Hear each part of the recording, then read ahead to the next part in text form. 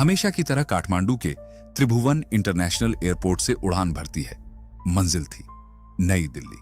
कुल 176 यात्री और 15 क्रू मेंबर्स इस विमान में सवार थे, जिनमें ज्यादातर भारतीय थे, मगर कुछ विदेशी यात्री भी सफर कर रहे थे। हाईजैकर गन और एक हैंड ग्रेनेड के साथ हमारी कॉकपिट में आया।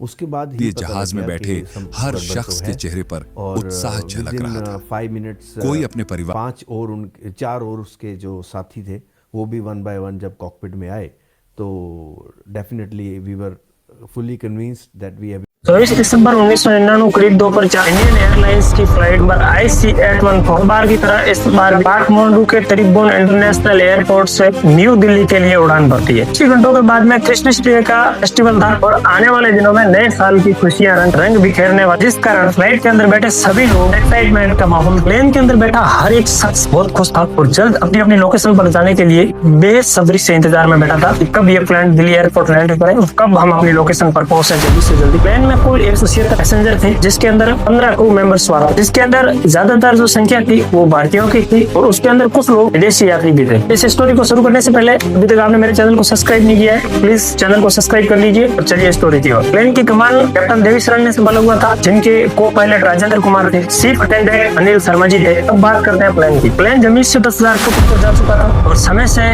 तय सीमा के आसमान से होकर गुजर रहा था। काठमांडू से न्यू दिल्ली के लिए बड़ी उड़ान। ये विमान कुछ ही देरी नेपाल से निकलकर इंडियन एयर स्पेस के अंदर दाखिल हो चुका था। अब केवल 1 से 1.5 घंटे के अंदर ये flight new Delhi Indira Gandhi international airport पर लैंड करने वाली थी। लेकिन फ्लाइट के अंदर बैठे किसी भी व्यक्ति को इस चीज से अंदाजा भी नहीं था कि 1 से 1.5 घंटे का सफर उनके लिए 7 से 8 दिन का लंबा होने वाला है। ये चीज फ्लाइट के अंदर बैठे किसी भी यात्री को मालूम नहीं थी और जो आगे जो होने वाला था वो किसी डरावने सपने से भी कम नहीं था। दरअसल प्लेन के अंदर स्पेस में एंटर करते ही अचानक से मास्क पहने 2 व्यक्ति एंटर होते हैं। वहीं पर 5 लोग हाथों में बंदूक लिए हुए पैसेंजर के सामने जाकर खड़े हो जाते हैं, जिनके अंदर से ये 5 लोग आतंकवादी, जिनका मकसद सिर्फ इतना ही था इस प्लेन को हाईजैक करना। लेकिन प्लेन को अपने कंट्रोल में लेने के लिए एक हाईजैकर बंदूक लेकर पायलट के केबिन में घुस जाता और कैप्टन देवीशरण के सिर पर बंदूक तान देता। उधर 4 हाईजैकर पैसेंजर के सामने बंदूक तान कर खड़े हो जाते और हथियारों से उन्हें डराना शुरू कर देते। इसी के बीच में प्लेन का माहौल एकदम खौफनाक स्थिति में बदल गया। प्लेन का कंट्रोल पाते ही हाईजैकर बच्चे और महिला को एक तरफ बैठाना शुरू कर दिया और एक पैसेंजर को उनके अंदर से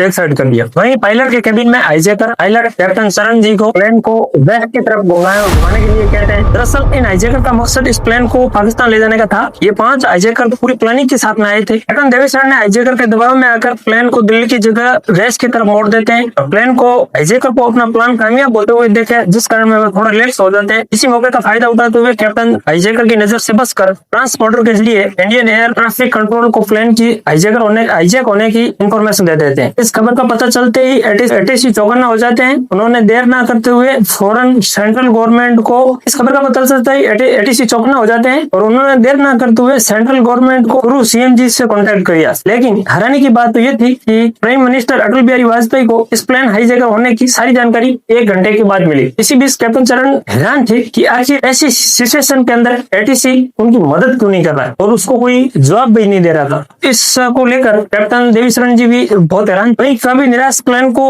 अभी भी पाकिस्तान की सीमा के अंदर ले जाने के लिए मजबूर थे। कुछ ही देर बाद रेस की तरफ प्लेन उड़ाने के बाद में कैप्टन चरण ने लाहौर में लैंडिंग के लिए पाकिस्तान ATC से रिक्वेस्ट की, लेकिन उन्होंने कैप्टन इस रिक्वेस्ट को रिजेक्ट कर दिया। कैप्टन हाईजैकर को इंडिया में ही लैंड करने के लिए कहता है, लेकिन हाईजैकर नहीं चाहते कि इंडिया में लैंड करे, क्योंकि वो डर था कि कहीं बने प्लेन उनका फेल न हो जाए, जिस कारण प्लेन को बोर्ड के चक्कर काटते रहा। अब लंबे समय तक चक्कर काटने की वजह से प्लेन में फ्यूल भी धीरे धीरे खत्म होने जा रहा था, जिस कारण प्लेन ज्यादा देर चलने के बाद में अब यदि प्लेन को लैंड नहीं किया जाता तो प्लेन का क्रैश होना तय था। सभी डरावने विचारों से कैप्टन के माथे पर चिंता की लकीरें साफ साफ दिख रही थी। कैप्टन ने भारतीय ATC से पाकिस्तान की ATC से परमिशन की रिक्वेस्ट की, लेकिन भारतीय एयर विमान को लैंड करने दे और कैप्टन ने साथ ये भी बताया कि पाकिस्तान की ATC उन्हें पाकिस्तान में और लाहौर में एंटर नहीं होने दे रही। फिर भारतीय ATC ने शाम को 6:30 बजे पाक से लैंडिंग की रिक्वेस्ट की, फिर भी रिक्वेस्ट उनकी भारतीय जो सरकार थी उनकी रिक्वेस्ट पाकिस्तान ATC ने खारिज कर दी, रिजेक्ट कर दी। इन सभी के बीच में अब प्लेन में 1 घंटे का तेल बचा था। आखिरी बार कैप्टन बोलते हैं कि हमें जल्द से जल्द फ्यूल भरना होगा, नहीं तो ये विमान क्रैश होने वाला है।